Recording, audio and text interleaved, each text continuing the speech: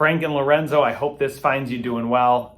Boy, it is so hard to believe that it has been almost 2 years since my colleague and I sat in your office in Las Vegas and talked about the life-saving work of the American Heart Association. You, of course, made an incredibly generous $1 million gift to support our work. And what I want to say first and foremost is thank you. You have had a profound impact on our work in Las Vegas and around the country. What I want to speak to for just a moment today is an AHA initiative that I believe you and your family might find near and dear to your own hearts.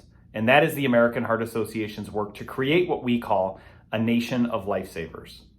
You, like all Americans, undoubtedly saw the coverage in early January of Buffalo Bills safety Damar Hamlin collapsing from sudden cardiac arrest on the football field during Monday Night Football.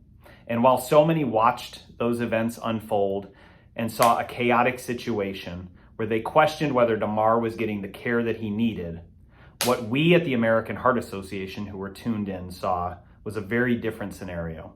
In fact, we saw our life's work executed to near perfection in order to save a young man's life. And while that was the reality on that evening, the harsh reality outside of that Cincinnati football stadium is that every 3 days across America, another high school student dies from sudden cardiac arrest on the field of play. And so often, if somebody was nearby who was equipped to save their lives, like they were for Damar, they would be with us today. And so since those events in January, the American Heart Association has partnered with the NFL, and we are training front office staff, coaches, and players from across the league on life-saving CPR.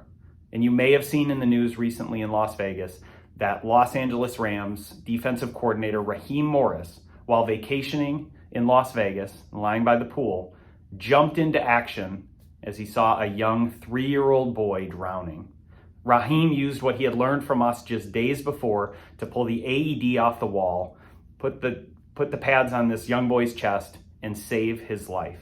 And that is the power of the American Heart Association's work.